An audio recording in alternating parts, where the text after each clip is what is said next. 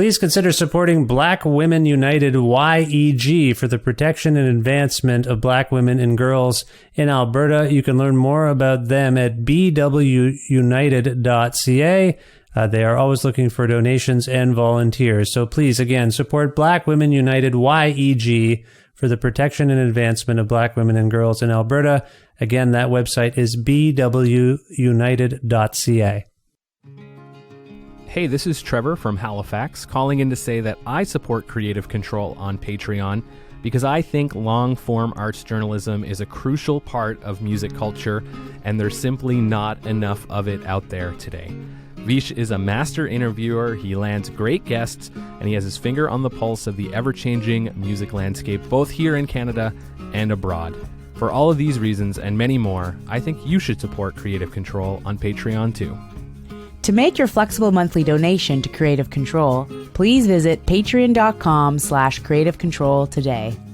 I'm Visha's wife, and I will love him no matter what you do. And now he has me on the record saying that.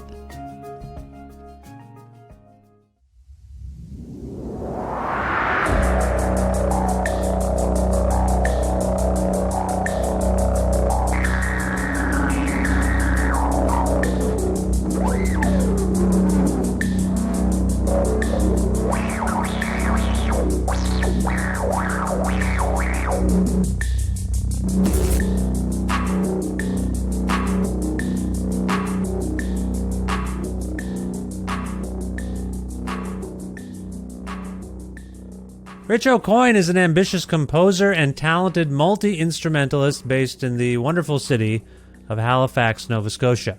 Since the release of his 2007 EP, Personal Publication, Aucoin has earned a reputation for a joyfully structured live show centered on his unique exploration of indie rock-infused electronic music, his tendency to collaborate with millions of people, sometimes on one single album, and his penchant for touring across large land masses by bicycle and running marathons to get from one show to the next. Aucoin's latest venture is a 4-part album series called Synthetic, which boasts capturing more synthesizers than any other sessions in recorded history.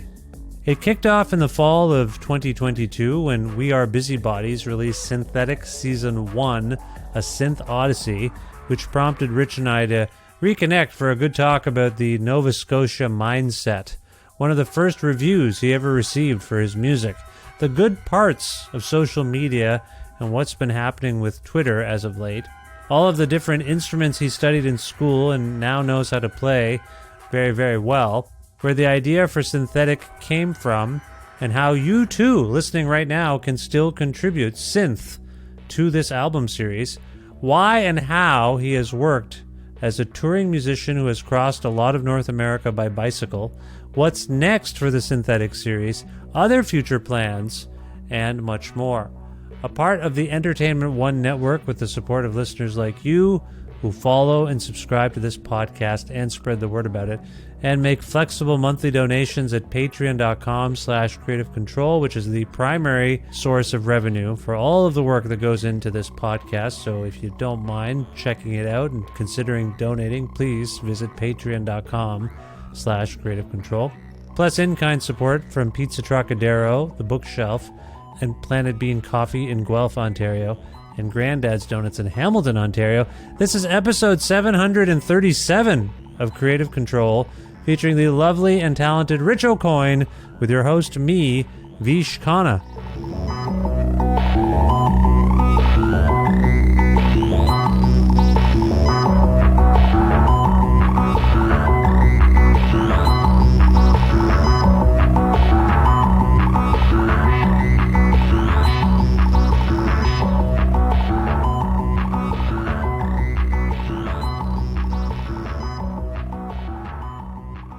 Hi, Rich. How you doing? Good. How you doing, Vish? I'm well, thank you. Thanks for asking. Where in the world are you today? I'm back home in my apartment in Halifax, Nova Scotia. Halifax. Now, this is, I knew your brother, Paul, as a Toronto person. What is the story with the Aucoins and Nova Scotia? Are you from there? Yeah, we're both from here. And yeah, Paul had a 20-year stint in Toronto. He's now back here as well, but still works with a lot of Toronto-based artists and businesses. But he kind of settled down to the countryside down in the South Shore in Petite Riviere, and I've been in the same apartment that I've lived in since I finished college. So I've been here now coming up to 17 years. Wow, that's amazing. You're ensconced, entrenched in Nova Scotia. Yeah, that's great. Yeah, it's nice to travel and then like come back to. I originally, when I moved in and met my super sweet landlord, maybe in the running for best landlord of all time, I moved in on the condition that it was month to month, and told him very confidently that I wasn't going to be here for very long. And now I might hold the record from amongst all my peers and friends for staying in one apartment the longest in Halifax. Did you assume when you said that to your landlord that you would live in Toronto, Montreal, something like that? Yeah, all the places listed in that Joel Plaskett song. Joel Plaskett. So for those who don't know, for those who aren't familiar with Joel Plaskett, he is someone that came up in conversation recently when I was talking to the people in Sloan, particularly Jay Ferguson. We were just talking about, it seems to me that some Nova Scotians get a little self-conscious about moving, having moved. Yeah. And then some of the ones who stay kind of make fun of the people who moved. Joel Plaskett famously has, well, not famously, but I mean, for those of us who follow Joel, he's got a song called, is it called Reason Why I Love This Town? Is that the name of the song? I'm just spitballing here. I just remember the lyric is, all my friends, where did they go? Montreal, Toronto. Yeah, yeah. He's got that song too off of Truthfully. Yeah, there's that song. Yeah. No, but he's got a song. He's got a song where he goes, what's it called there? What's the lyric? I'm just trying to draw upon my memory, but it's like, shoot, I can't remember. But basically, it's like, we'll make fun of you for moving away for fun. Yeah. It's just for fun kind of thing. It'll come to me later. I'm tired. I'm sorry. But he's very, he's a huge inspiration and like such a prolific artist. It's interesting in making this record. I looked up how many artists had made triple records, and he's on a very short list of like, I think there was under 20 like real deal triple albums. Yeah. And I think he's one of like 2 or like under 5 for real deal quadruple albums, which his latest 44 is. Yeah. So it's really impressive seeing how many ideas he can have and just fun, like using the studio like an instrument, like a old school producer. It's quite impressive. So Joel has a thing where he gets an idea, and no matter how far-fetched it is, he is ambitious enough to try to go for the scale of it. Like the scale of it, I think, gets in his head. It wouldn't be great if I made a quadruple record, and then he's got to kind of do it. And I feel like, Rich, based on the music you've made, the live shows that I've seen over the years, you have a similar sort of ambitious streak instilled within you, where you're like this record that we're talking about today. It's called Synthetic, and even the little sort of tagline is, the album promises more synths than any other in recorded history. So it's not just making music, you guys. There's something about Nova Scotians where you come up. I'm just generalizing, of course. I can think of 2 Haligonians off the top of my head. Actually, you know who else I just had on the show? Lance Sampson, Aquaculture. Yeah, I was listening to that. Yeah, that was great. Similarly ambitious, like Lance's records. The last one in particular, Don't Trip, played like produced or co-produced every single song. There's more than one song where he plays every single instrument himself and sings, occasionally even raps. So there's this, and Joel is similar. Like Joel can play every single instrument that you hear on his record. If he yeah. really wanted to, he could. I mean, he's got a band and all that stuff. Yeah. You, similar. So what is going on there? This sort of like self-propelling, independent spirit that you folks have. Again, I'm generalizing, but I've cited 3 examples. That's enough. That proves my theory, right? No, it's something in the is there water. Something going on in Halifax where you're all... I can't speak for Lance or Joel, but I know for me at least, one of the reasons is it's fun to try and do something you haven't seen done before. And usually if you want to do something you haven't seen done before, it means going off the beaten path and doing something kind of wacky, like an ambitious goal that someone hadn't thought important enough to go for before. So I think that's usually what happens in my case, that it's stemming from like wanting to, do something new. And then maybe there's something in, if I'm thinking about it even like deeper, of if you do something ambitious, even if you fail at it, people will at least appreciate the effort you went to fail ambitiously. Yeah, it's an adventure. It's like an adventure. Yeah. Are you guys all big fans of Indiana Jones or something? I know I am. Yeah, I am too. I've got Raiders of the Lost Ark soundtrack hanging up on my wall behind me. Oh, there you go. I think I just, by the way, as you were speaking, I just want to do a callback because I think I'm riffing off my memory, but I think I remember the lyric from that Plaskett song. Oh, nice. Yes. I saw your band in the early days. We all understand why you moved away. Shoot, now I forget it.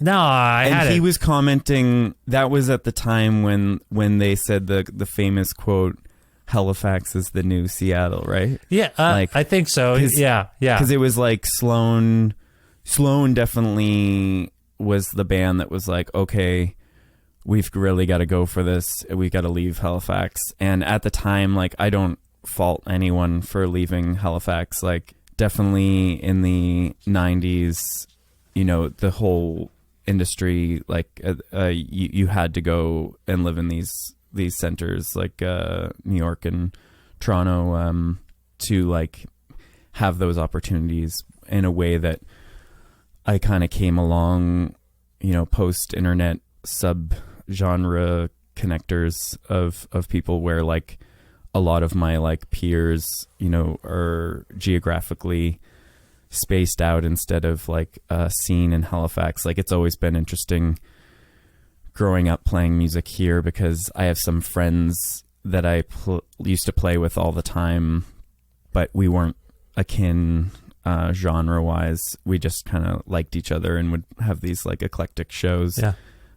Whereas, a lot of the bands in my like peer group here in Nova Scotia are all like, garage rock and really kind of scrappier indie rock and stuff like that. Whereas I was always, making really layered sample based music, and dance and pop and electronic. And so it kind of, I was definitely always the outlier, in an auditory sort of way. Yeah, but within everything we're discussing, what I really wanted to get to about that lyric, and again, I'm half remembering it, is, I saw your band in the early days. We all understand why you moved away, but we'll have a laugh anyway because it's fun.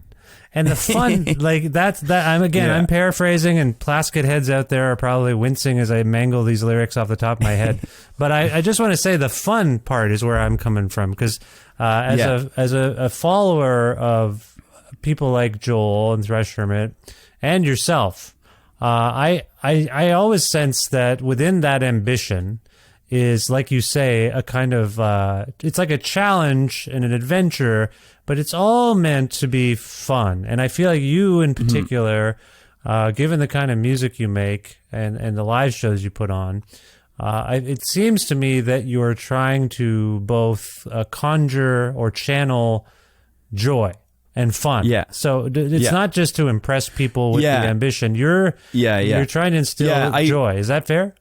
Yeah, I definitely, and also pulling it back to like what I was saying of trying to do something new. Like, I think the ideas I go after, I'm just trying to like, I think I can elicit that joy if I go for something that I can even just give you the elevator pitch of what I'm working on, and you're like, whoa, that's crazy. Yeah. And that immediately makes that sort of like joyed kind of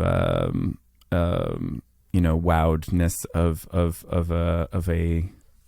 a goal that seems unreasonable or something. But you actually were kind of a director of this as well, because you gave me my first like professional review. I did? In Exclaim, in 2007 for my first EP. Oh wow. And I always remember the last line of it was something to the effect of Rich is an artist whose ambitious works is something to keep tabs on. And I was like, okay, he liked the ambitious part. Let me keep going with that. Well, I have no real recall. You know, I've done a million of those sorts of reviews. It's always interesting that I've had this a couple times lately where someone remembers something I think it was Jose, also for Contreras from By Divine Right, invoked a review I wrote of a live show they did. And I'm like, oh yeah, I vaguely remember doing that. It is interesting. Like we forget, people like me, I think, forget it's like how much... It was just another one for you, but as a young 23-year-old artist who was excited about being reviewed in Exclaim for the first time, I was hanging off that piece of paper, just being like, oh my God, nice. All right, I'm doing this. Nice. This is happening. Well, no, it's good. I didn't take it for granted either. I knew that, I mean, ideally in those things, I was trying to help the artist I enjoyed at least spread the word. And that's what this show is too, I guess. It's an extension of that. Yeah. And what a great thing you've created for the world. Like, as I said before we start rolling, 730 episodes of such an eclectic, maybe the most eclectic lineup I've ever seen. In these interview shows. It's really nice. That's very kind of you to say. I'm as we're speaking, I had a really busy and ambitious and fulfilling month of October, but I was at like 2 episodes a week, and I was kind of which happens sometimes. I get so into it that I want to make and people have records coming out, and I try to keep the show topical in that regard, you know. But I crashed by the end of the month, and for sure, I was just sort of Rocktober. Yeah, I was just sort of like, it's heavy. It's weird though, because there were various points of that month where I'm like, I don't mean to sound immodest, but I was feeling the things you're saying. I'm like, this feels good. I think I'm doing good work. The show feels good. And as I'm speaking to you, Rich, I feel a little depleted. And like, I don't know if you have this as a musician. I go through like within 2 weeks, I can think that the thing I did or am doing is fulfilling and beneficial to others and the best thing I've ever done. And then a week later, I'm like, I should just quit. Why am I doing this? What is the point? That's how I'm happy to speak to you. I don't mean to sound depressed, but I'm just like, I'm in this zone of having worked so hard. Again, as we're speaking, it's early November, very early November. And I'm just like, I'm having that sort of existential thing that happens to me sometimes. And I usually ride it out, but it's palpable. And it's winter here in Edmonton. Like the snow just fell. Yeah. All of it's sort of hitting me. I'm just being candid with you. I appreciate the praise. I need it today. Thank you. But I also, do you have that? Do you ever get these sort of doubts? Oh my gosh. Yeah. So I get what you're talking about on a weekly cycle. And then there's a even shorter one that's like a daily version of that for me. Yeah. It's a very real thing. Like, I have been having more of these conversations with artist friends, like especially as I get older, where, you're starting out, you're having, you get reviewed and exclaimed by Vish, and you're super excited, and like there's no like end in sight, and then suddenly, how many years is that? 15 years go by, and then you're like, oh, it'd be kind of nice to do the things that I see other people doing, like have a family and, move out of my first starter apartment and kind of stuff like that. And so those like kind of real things like hit and come up with a few analogies in that, like, you know, I started swimming across the lake with a bunch of artist peers, and now we're over halfway through the lake, and it would be just as hard to swim back and find another career that involves taking a boat of some sort. So there's like a certain sense where, you know, I should just keep going, but then, you know, it's one thing to gamble my own life, but you know, if I want to have like a family in the next few years, these kind of like lottery kind of ticket kind of things that constantly are happening, where, you know, I either like I get a placement through some sort of film or TV, or I get invited on tour. Like all these things kind of, you know, you can't rely on them, but they certainly are the reason, you know, one after another happening throughout my career has kind of let me do this as my job for 15 years. But it's certainly like this thing where you're kind of like, okay, how do we get this like really just being its own churning machine that I can just, you know, run without feeling like every day or every week the whole thing is a wasted pursuit and it's gonna fall apart. And and then those funny things that your like extended families tell you years ago, like at like a family dinner or something, like when they're like, you still doing the music thing? And you're like, yes. And they're like, well, it's good you're doing it while you're young. Yeah, there's the constant, I guess, yeah, you're right. I think some of that existential dread stems from judgmental commentary, and it does, I guess as sensitive people, you can brush it off. And, you know, ideally you're hearing those comments at the peak of your power. We're like, what are you talking about? I just got profiled on CBC. I just got an NPR. Yeah. Like you can feel like I got reviewed and Exclaim or whatever gives you that little bit of a boost. Hopefully that's when you're getting those comments. But like you're saying, you're drawing upon these little side comments that are made at family gatherings in the last 15 years, and they creep up on you. And I think I have the same sort of doubt and feeling of like, maybe I'm not good at this. Like, again, having just received numerous comments that I am. Not just from you. Like I get these emails from listeners, and it's like really nice, but it's, I don't know. And so then you feel, I feel a little bit of responsibility to it and guilt for not doing it. It's a very strange thing. And I think I think there is this objective level. And so, okay, so most of my existential stuff revolves around just very brass tacks, like economical concerns.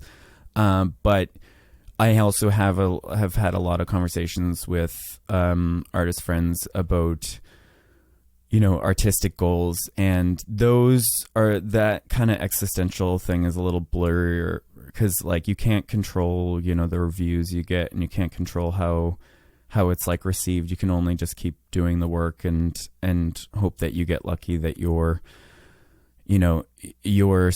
mix of ingredients and way to yield them into a soup correlates with what people and reviewers want at this particular point in history. Like even you might even make something amazing that you know, nobody wants that soup for 20 years, and then 20 years later they're like, oh, have you tried this soup? It's amazing. But, yeah, that's true. So there is that, like, there's that other side where it's hard to evaluate, you know, really where something's at. But that being said, I do think there's like this like minimum objectivity kind of like level where if you're getting those like compliments and like messages from people, and even if it's not many, but like you're connecting with people, like speaking just from myself, like having people like send me messages after my shows and stuff that, say that the show really turned their, thought process around in like a tough time or something like that. Just because for the listeners, my show's really revolving around kind of like having the person leave the show feeling really positive about life and themselves and everything. And so I'll get these messages that, are like really personal and really like nice and that someone, opened up to share to me through some direct message. And those immediately just like, I call them the gas in the tank messages, because like it really just fills it back up to like me to like get going to the next stop, because even if like certain kind of goals aren't being met of a scale, I know that at least on this like service and what I'm offering the world through my existence here is doing these one-to-one kind of like connections with people, and in the end of the day that I'm just like, okay, I'll keep doing this and this is working. I just need to somehow find the like people that want to like be on board this soup train. Yeah, no, absolutely. I think it does ebb and flow, like you say. You'll get a nice boost or you'll feel good. I don't know. I think what we've learned, again, there's a few things happening as we're speaking. One of them is that Twitter is falling apart. Oh, yeah. And Twitter, that's been an interesting thing, because I think those of us who think about it realize it's never been particularly good for us, all this social media stuff. But on the other, you talk about connection. I mean, it is falling apart. I mean, it's, again, by the time people hear this, who knows what status it'll have. But it is a disruption of people's ability to connect with each other and learn things about the world, more than a lot of the kind of frivolous social media things. I know Twitter can be a hellscape for some, but I have found it useful. So I think I'm just, everything's happening at once, where I'm like, I'm tired. I'm not sure what to do sometimes at this moment that I'm speaking to you. This will pass. It happens from time to time.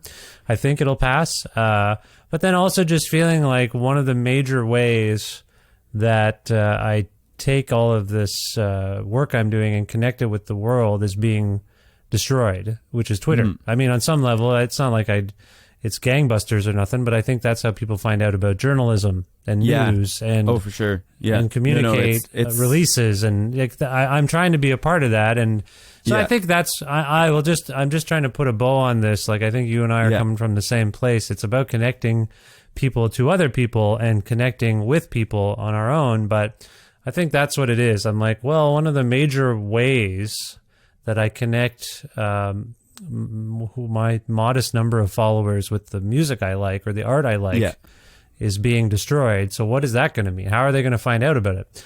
Do you think that everyone's just going to reluctantly pay the $8 a month? No. Or do you think they'll be, you think, it's interesting. This is for, just so we're clear though, that's for verification, I think. It's not necessarily to use the service, but I mean, mostly the people that are verified will probably want to keep the functionality that they had. It's probably worth the $8. I don't want to go on a. Yeah, it's not. I don't. No, we're not. We're not going to do it. I don't. I have a verified account, but I'm not going to currently as I'm speaking to you. But I'm not. I really hope you're right. I am more pessimistic about it. I feel like people might just go along with it if we use the example of Facebook as kind of like something to draw on a historical example, because like Facebook used to be so amazing for reaching your people that followed your page, And then one day it wasn't. And one day they were like, hey, you want to reach those people that have already agreed that they want to hear from you? Yeah. It's like, well, now it's going to cost a $75 ad every time you want to like. Yeah, but like I reach haven't. them. Yes, I agree with you. But I as soon as they started doing that, I would occasionally. I thought, well, maybe I should just give them $5 to boost a post. And now but as soon as that Oh, seemed I wish to it be was only $5. well, I don't know what it is, but as soon as I haven't looked into it in a while. My point is, No. I haven't done it once since I realized they were being kind of punitive about it, and I was like getting no engagement all of a sudden. I still do the work. I still rely on sort of grassroots sharing and whatnot. Anyway, all this to say, I don't. Yeah, so I think what I'm getting at is the things we've been using to communicate with each other are being attacked and destroyed from within, and it seems deliberate. And that's for that's sure. why I think I'm also I don't want to say I'm sad about Twitter because that seems weird, but it has been a communication and connection tool that has helped me. You get attached to things. I was sad when Facebook overtook MySpace. Yeah, I thought MySpace was a much more useful for music, like website for music, like that everyone could have the same website, and so as someone checking out another band, you knew you could do it in a certain amount of time, and it really meant like you gave more time for discovery. Yeah, in a way that like as soon as someone like is like, come to my Flash site, you're just like, oh, it's a lot of work to like start navigating some really ambitious website that you just want to hear the music right away. Much like my experience with the pandemic, I'm mourning something. I'm mourning the loss of stuff, but I'm also mourning, or rather, I'm just frustrated by human behavior. So we have this, as we're speaking, we just have this billionaire who's run amok and can afford to screw everything up for everyone. Yeah.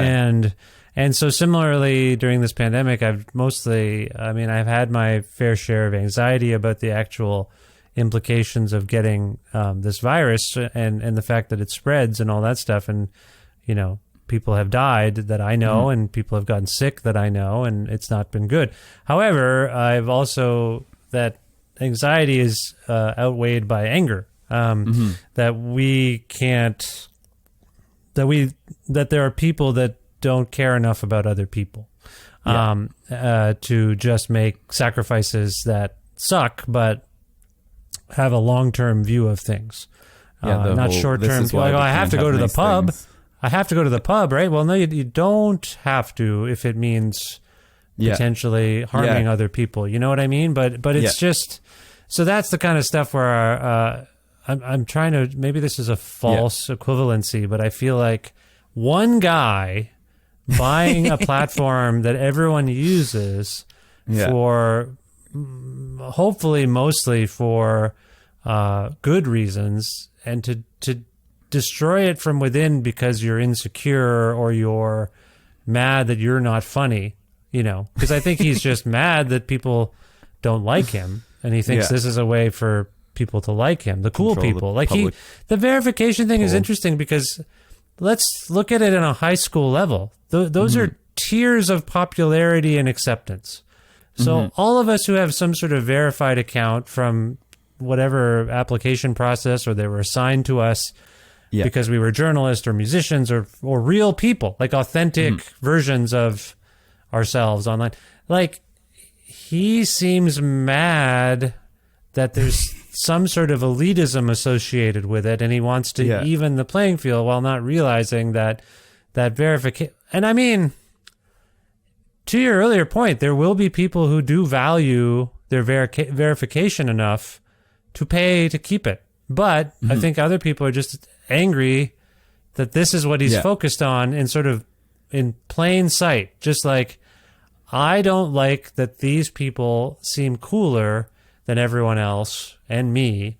So I'm going to make it a point of emphasis that you're not cool. Anyone can be cool on my website. For $8 a month. For $8. You pay me and I'll make you cool. And I'm just riffing here, so I don't know if I've thought this through, but there's something psychological about the verification thing, because there's some of us who I have another account that's not verified. One of the shows I like, The Best Show. Oh, I based in the fucking United love The States. Best Show. Yeah, they will every couple months be like, hey, please verify us. Like there's something, and I've gotten in on that action a little bit to be like, can you just verify my podcast account? Like, I don't know why though. Like if I think about it. So like all I'm getting at is some of us do have that little bit of insecurity and neediness. And what he's doing is tapping into it and exploiting us for wanting to feel validated and verified, if you will. Yeah. And so anyway, this is my little theory about it. It's not germane to you or your record per se, but I just wanted I find it fascinating. I mean, and it's interesting when we're talking about both this existential angst and the sadness of, you know, why can't we have nice things in the world. Yeah. I mean, one of my main, and to tie it back into why I live in Halifax, like one of my main things that counters all this is just being out in nature. And I spend a lot of time in the ocean surfing and snorkeling.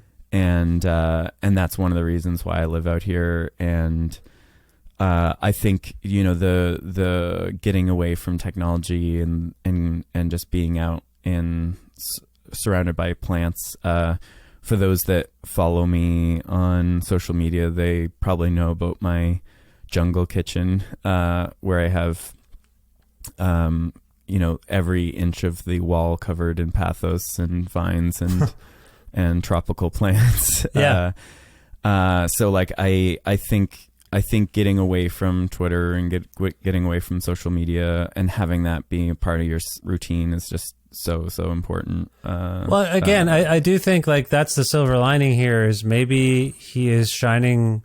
This whole exercise is shining a light on why do we need the validation of verification? Well, like I think the biggest psychological threat, one of them anyway, with social media beyond the disinformation is people feeling that that's a place to feel validated. Because I get it. I still you like you step into nature and then you're just like you immediately in like 1 second you're like, who gives a shit? We're gonna be dead so soon. I know. Like just make life a little bit better for the people around you, and then you die. That's it. It is very much. If I think about some of the things that have made me feel good about Twitter, almost all of them are like Norm Macdonald followed me. A cool, someone I admire, awesome. Someone I admire followed me. And then you're like, why does that matter though, man? Like, why? And then when someone doesn't, you're like, that bothers us. Like, I know this from talking to younger people. They're like, oh yeah, they stopped following me, so I unfollowed them, you know? And I'm like, so this whole like validation part is coming to the fore because of these exercises that are going on in the background. And maybe that's good. So it's not simply about whether or not we all abandon this communications platform. It's what is this guy, if you really dial into what he's doing, maybe it's shining a light on something. I'm not saying he's doing this on purpose or what he's doing, but if we all step back and be like, yeah, I actually don't give a shit about being validated by this stupid website. Like I don't, you're taking away a thing. Okay. I guess I'm annoyed that the change is happening like you were with MySpace and Facebook. But I'm annoyed by the changes because it seems unnecessary and petty. On the other hand, if you actually step back and look at yourself, like, what am I caring about right now? Why do I care about this? So I hope that's what happens en masse. I'm seeing it on comedy Twitter where people are like, you know. Everyone's making fun of Well, there's someone, as we're speaking a day or two ago, is like, I think I figured out a way to deal with this. They screenshotted their own name with the check mark and made it their banner. So when it goes away, when it goes away, they can do that. Or they're adding different symbols. Like, who cares? You know, like, why would anyone pay this billionaire for this stupid thing? Like, what does it mean? Anyway, Rich, we're not going to resolve this. No, it's weird. Yeah, and so when I'm here, I'm out in nature, like escaping it, or on tour, I'm constantly looking for botanical gardens and stuff. The one you have in Edmonton is so amazing with the pyramids. Oh yeah, that's right. I'm not sure how much time you've spent there, but I go pretty much every time I come out to Edmonton. That's lovely. Yeah, I like that. Did I say Vancouver? I think I said Edmonton, but you said both things. I think. Did you just? You say said both things. It is interesting that you said Okay. I go into nature, and I think you were kind of saying to get away from the internet. But then you also said, for those of you who follow me on social media, you will know. You see where we see what's happening to us. Like I take my respite from the internet, but then I bring my respite to you on the internet. Like that's how I like just enjoying the camping, and you're like you're taking photos of the camping. Like so like we're a little fucked, and I think this is a nice segue into something more positive, which is you and your work. Before we get into Synthetic, a Synth Odyssey Season 1. This is one of 4 seasons, as I've sort of contextualized for people in the introduction of this episode. Before we get into this, you said something a while ago about how when you were contemplating, if we were to contemplate sort of the Halifax pop explosion, not the festival, but the actual rise of guitar rock in Halifax, you were an outlier. I want to ask you a little bit about why that was. What instruments you are trained on, first of all, and why do you suppose you wound up going down this more synthesized route compared to some of your peers? I think of Ryan Hemsworth and other people doing kind of similar explorational stuff as opposed to whatever, the indie rock of the time. Anyway, can you talk a little bit about... Yeah, it's funny because even Ryan was mainly a guitarist. That's right. Like at least when we played shows here, and then I feel like he found his people on the internet, and then left Halifax, kind of in the classic Joel Plaskett aforementioned way. Yeah. I think because guitar wasn't my main instrument, I can play a little bit of guitar, but mostly have just written and recorded on it instead of kind of playing it live. I did play one show, funny enough, with the guitar, but my main instrument growing up was classical piano, and I played drums, and also played percussion in the school band and trumpet in the jazz band, and then bass was kind of like my main instrument, like outside extracurricular instrument. I did bass lessons and was trying to quickly advance in my bass playing because I met like my 2 best friends in grade 8, Pierce and Paul, were essentially like child prodigy musicians, and they still are like some of the greatest musicians that I look up to. Pierce just can play like any guitar riff, and eventually went on and made a studio here in Halifax. And Paul kind of was able to play Bonham in a way that you're just like, I feel like I'm watching Led Zeppelin right now. Wow. Nice. He was so good, and still is, and kind of like moved on. I think he got bored with rock and roll, and now mostly plays reggae music. And the more complicated the time signatures, the better. So those 2 were like, hey, we like you, but if you want to hang out with us, learn the bass. So bass became kind of like my main stringed instrument. And and I think as a result, I didn't really lean into guitar stuff. And because so many people around me were making really good guitar-based music, I just was like, oh, I'm just gonna find my own lane and just kind of let everyone else make some rad guitar stuff and do my own thing. But it was interesting, not really having my closest kind of musical peers in Halifax were Wyndham Earl, and I played trumpet in that band, and I still technically do. We don't get to play that often, but Stefan just wrote really rad instrumental synth stuff. But also he was a guitarist, so it was always like guitar driven with synth and horns. Wow. So let's just back up. So far, if I've kept track, for those not keeping track at home, we've got guitar, drums, piano, synth, trumpet. You're a multi-instrumentalist. Like your brother, by the way, Paul, who I got to know a lot more because he was in Ontario and he was producing records by a bunch of indie rock bands at the time. And Paul stuck out because he played vibraphone, right? Yeah. So also went kind of a unique route. Was briefly a touring member at least of the Sadies, and I would see him with them and his band, the Hylozoists. I believe. Yeah. Am I saying all the right stuff? I feel like I misspoke for somewhere. Anyway, so you're nailing it. A billion. I don't know. There's some ambition between the two brothers. Then you showed up, and I could tell you had it too. So musical family, I'm gathering. Beyond, is it just you and your brother that?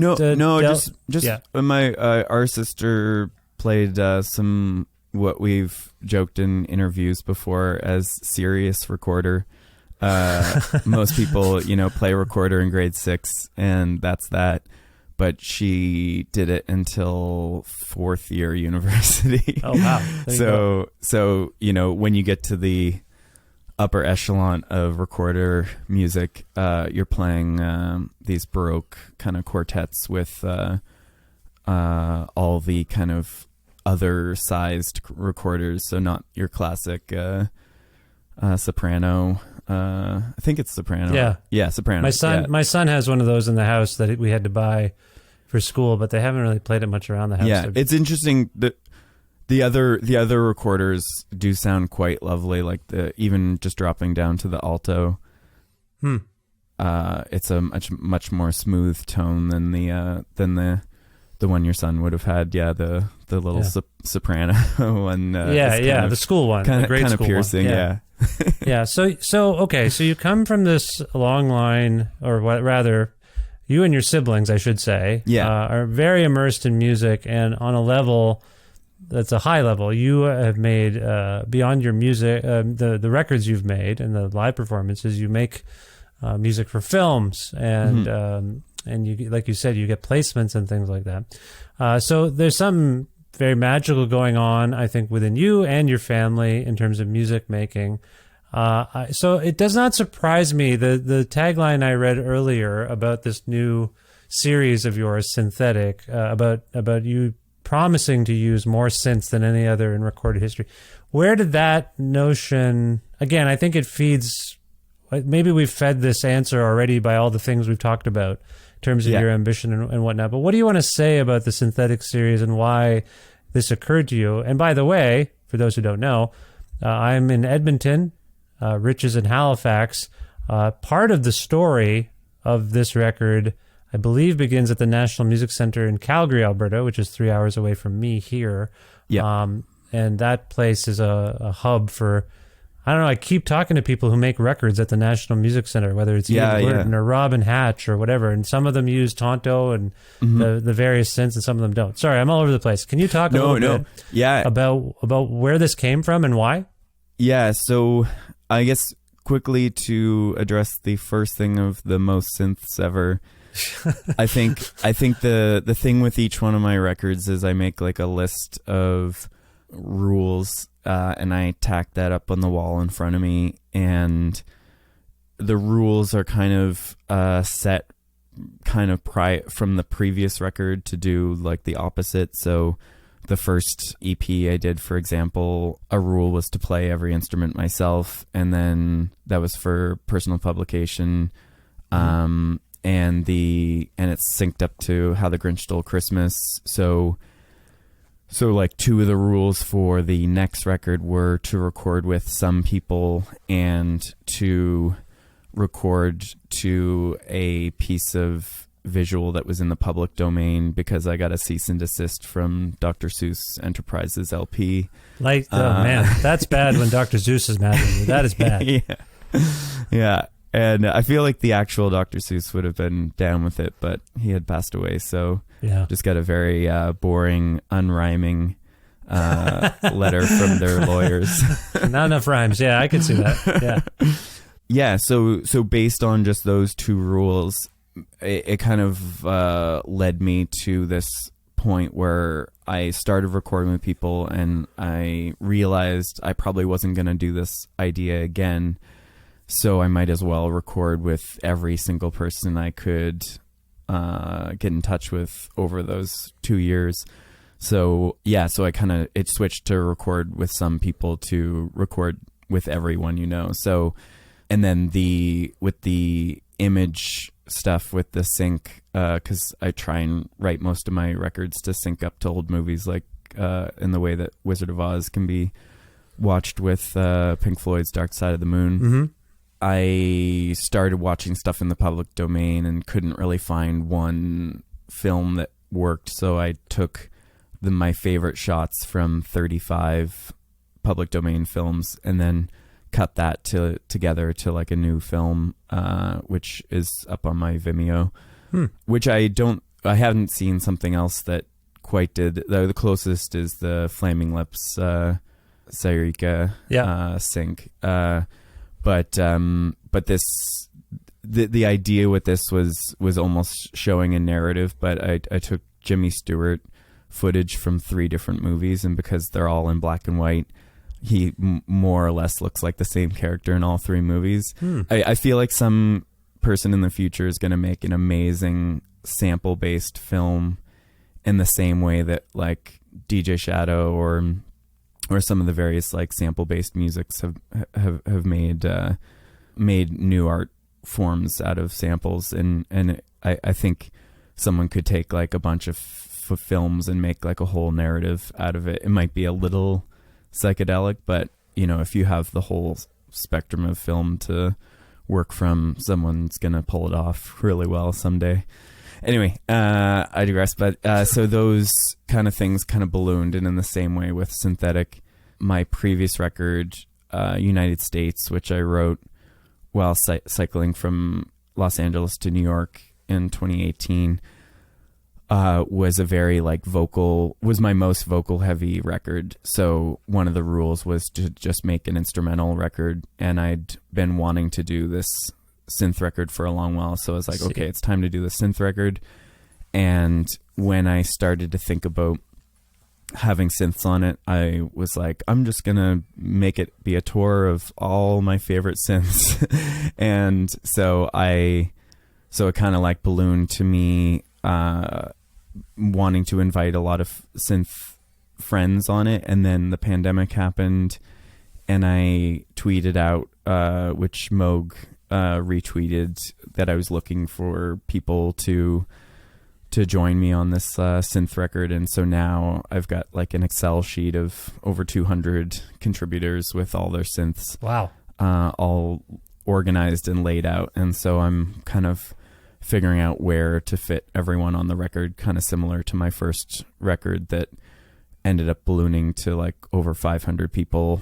So when you have 500 people on a record that's an hour long, it turns into, Jay Ferguson kind of only playing a guitar lick for like 8 bars on one song, because it's like, oh, that's as much as I am a huge Sloan fan. I'm like, that's all we can fit. Yeah. So, yeah. Well, for those I appreciate you said a lot of different things there. I want to ask you about how long it took you to bike from Los Angeles to New York in just a second, because that's intriguing. Just real quick though, so you to begin this project, you recorded 51 synthesizers, and the first volume of 4, Synthetic Season 1, which is out now, you played 37 synthesizers. So as you say, you just went to town, and that seems to be the deal. And people can hear, I mean, for all the stuff we're talking about, it's just a really fun and interesting and occasionally haunting record to listen to. So congratulations on this first season, if you will. That's cool. Again, I need to just step back a second. Why on earth did you bike from Los Angeles to New York? and how long did that take? Well, yeah, it was my sequel to the first tour, which where I biked from Victoria to Halifax. Right. And I'm kind of wanting to do 3. The third one, I haven't announced it yet, but the third one is hopefully going to be across New Zealand in January. Wow. Okay. Yeah. So I just kind of wanted to try what I tried 10 years prior across Canada, across the States. And it took, how many days was it? 61 days, I think, just over 2 months. How many, do you give yourself a maximum of how many hours a day you bike?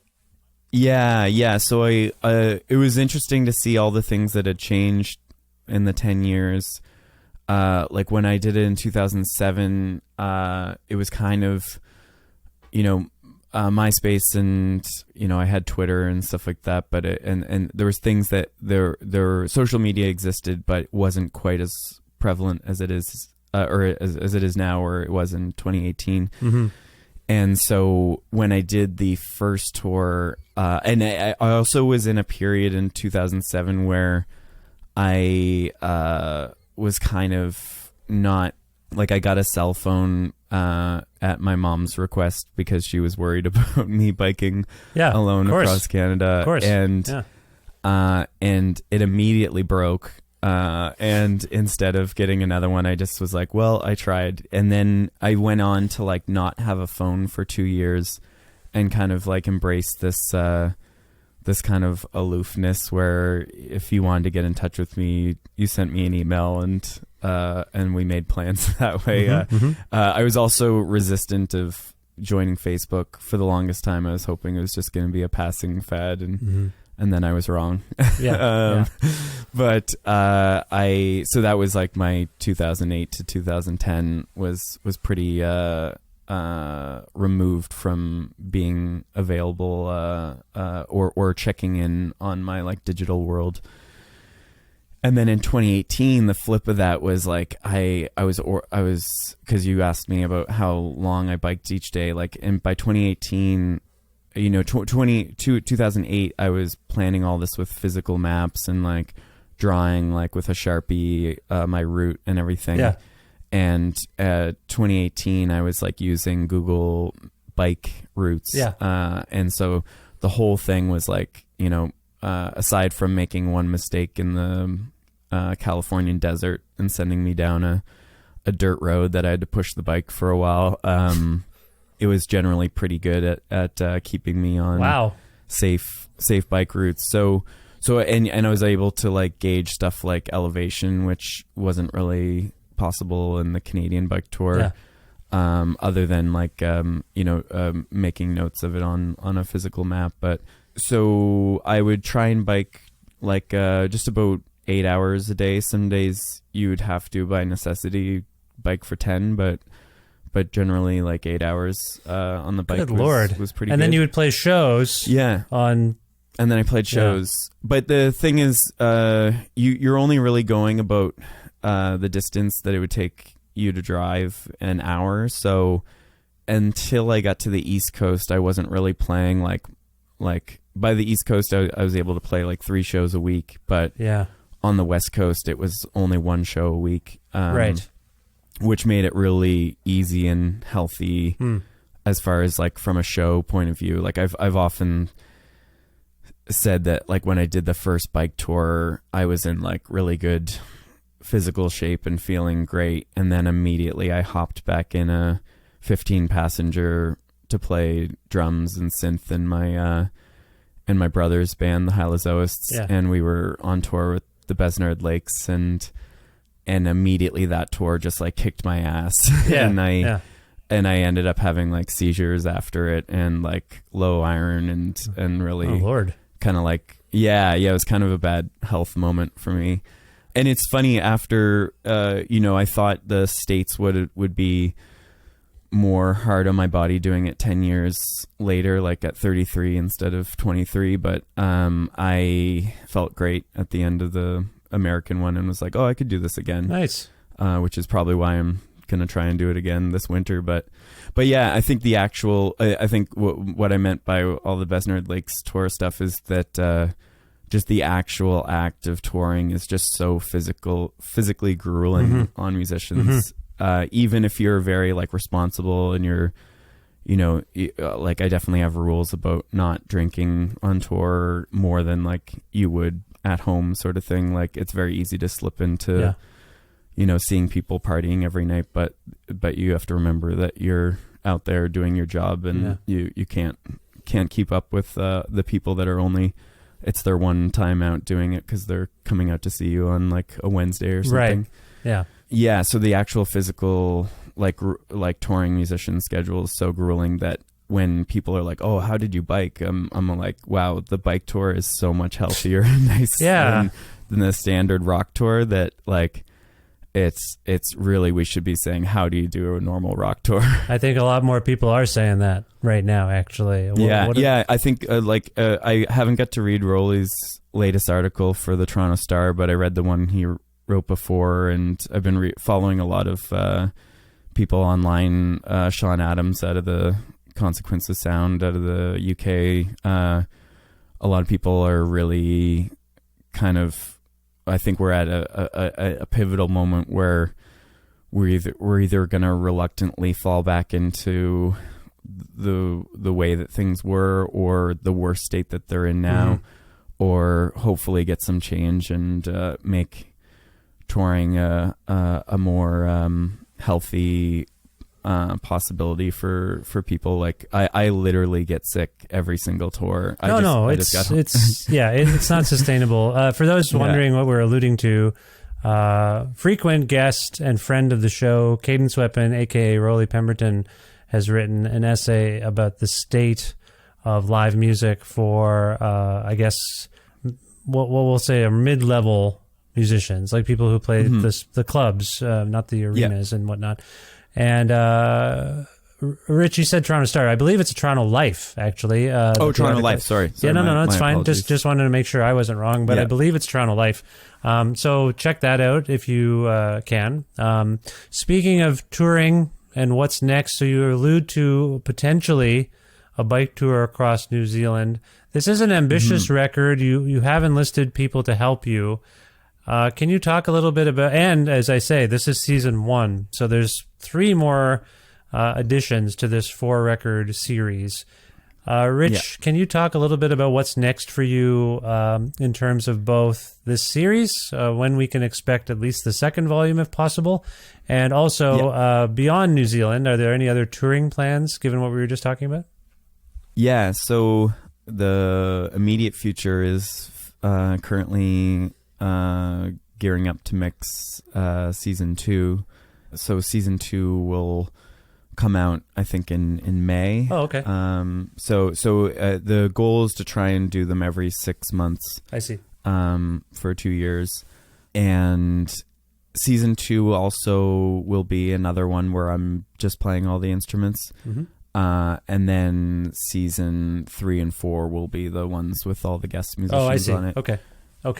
So season 3 and 4, in December we'll kind of start sending out to people and be like, you have 8 months to play this 8-bar section, if you please, and also film yourself playing it so that I can send the proof to the folks at Guinness Book of World Records, because they actually approved the record attempt, but I need to submit all the video evidence.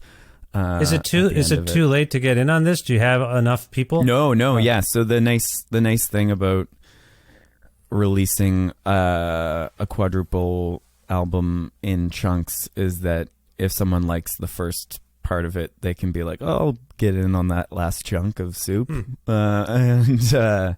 Yeah, so if you're listening to this and have a penchant for synths and want to join in, just send me a message on any social media, and I'll add you to this Excel sheet and slot you in. Maybe I'll see if I can get my son in on this. They like that'd be awesome. They like their synth settings on their Yamaha, whatever the heck I bought them.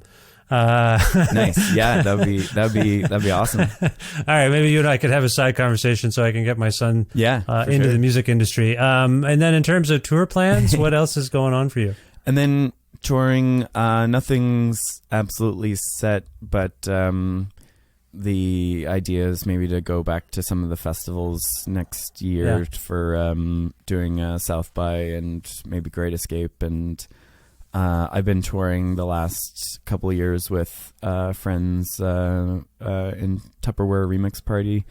They also have been just going by Torp for a while now. And they're amazing. Their fans are the most supportive people I've ever met. I've had a really interesting, like, eclectic career of, like, getting to open for, you know, Deerhoof to Lights to Caribou to Girl Talk to Arkells to I'm trying to think of some other Grimes. So it's like there's like all these ends of the spectrum, and doing the shows with Twerp have been like the most like immediately kind of comfortable and welcoming kind of like fans. Nice. That's great. That I've met. So it's been a really lovely experience, and they're buds from out in Halifax here and absolutely crushing it. Like, we just played a pretty much nearly sold out tour across the UK. Oh, nice. And so I think the plan is to go across Europe in 2023. Well, best of luck with that. I hope it goes well. And you know, as we're speaking, it's strange times for touring, but I hope it goes well. If people want to learn more about you and the series and your tour dates and things like that, Rich, where would you like to send them using the dreaded internet? Yeah. I think my website has everything and all the links to all my social media, so it's just richaucoin.ca. Okay. And people can, order the record and all that sort of stuff there as well, I'm guessing, yeah. All right, well, that's cool. If we can go out on a song from Synthetic, I wonder if you can pick one for us, Rich, and maybe tell us why it came to mind, and maybe give us a bit of backstory there. Yeah, maybe Space Western, as you were mentioning, with me doing a lot of scoring and stuff with film. I've definitely have like a lot of tracks on this quadruple record that are kind of showcasing more of my like film scoring kind of sounds, and so this song I think is kind of like a mix of Morricone meets Carpenter, and it's kind of built off what I was kind of saying earlier with the touring with Torp, that they all perform in costume. I kind of describe them as, to people that don't know about them, as funk guar. So all the spectacle of a guar show, but instead of metal music, it's like synth funk, kind of Minneapolis funk. Okay. Morris Day kind of. Morris stuff. Day, The Time, Prince. Yeah. More Morris Day than Prince. I see. Okay. It's absolutely such a fun show, but immediately when they first asked me to open in 2019, I was like, well, I should probably come up with a character, because that's what their whole world is about. So I see. I developed the Space Cowboy, and we'll come out to like that one line from the Steve Miller song.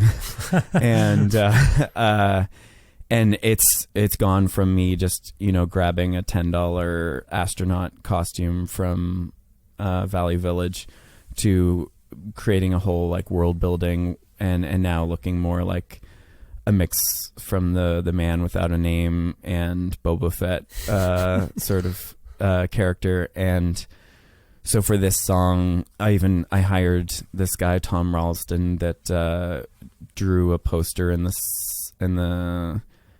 style of Drew Struzan, who did all the like 80s posters we love, like Raiders of the Lost Ark that we were mentioning earlier, or Star Wars and Goonies and stuff like that.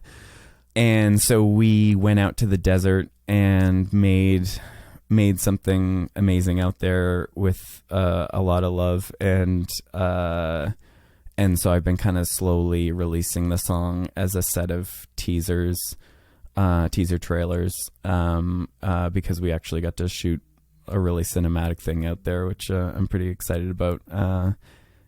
So this is the whole song. which will be eventually all accompanied with visuals in the next few weeks. Oh, nice. That's great. Well, Yeah. all right. I appreciate the explanation, and that sounds like something to behold in person. So I hope people get to see it.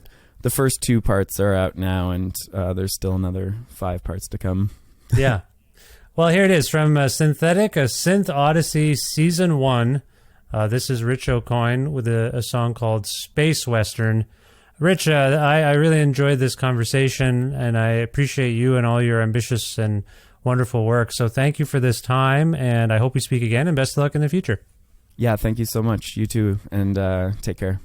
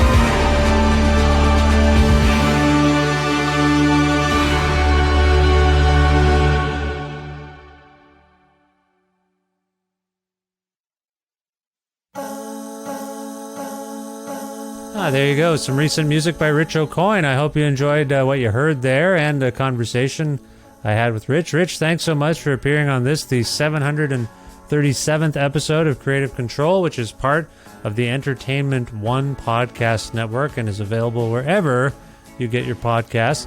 If you can't find an episode that you've heard about and you're looking all over for it, you've looked under the bed, you've looked in the closet, you don't know where it is, or if you want to learn more about me and sign up for my monthly newsletter, please visit vishkhanna.com. Everything you could need based on what I just said is there at vishkhanna.com. You can also like Creative Control on Facebook. You can follow the show on Twitter, still, apparently, at Vish Creative, or you can follow me directly on Twitter and on Instagram at Vishkhanna. Also, please visit patreon.com/Creative Control to make a flexible monthly donation to sustain this podcast. That is the primary source of revenue, and it means the most to me because it comes from listeners like you who appreciate the show and appreciate what I'm trying to do with it, I guess. And you reach into your hearts and your pockets and you're like, what can I gotta help Vish here. It's a lot of work for just, what does he have, like 140 patrons? He probably needs more than that. $6 American or more a month grants you access to exclusive content. You get episodes earlier than everybody else, sometimes by a lot, sometimes by just a couple of hours. I'm tired. I work a lot. Doing my best here. Also, what else do you get? Oh, you get archival material from my audio archives. I can dig into them sometimes, and I find things that I think you might find interesting, and I put them on there. And so it's a little bit of bonus stuff, but it's really...